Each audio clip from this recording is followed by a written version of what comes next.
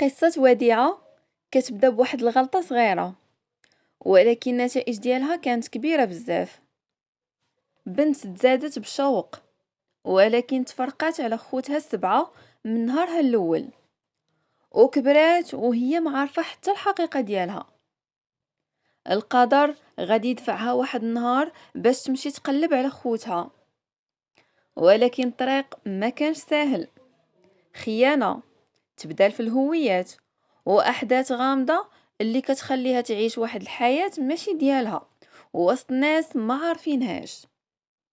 ومع مرور الوقت كيبان باللي وديعة ماشي غير بنت عادية، حيت كاين واحد السر كبير مربوط بيها، وغادي يكون هو المفتاح باش تقلب الأحداث بطريقة خطيرة وتخرج حقائق كانت مخبية. هادشي كامل غادي نشوفوه في القصة ديال وديعة وخوتها السبعة. القصة غادي تلقوها على القناة.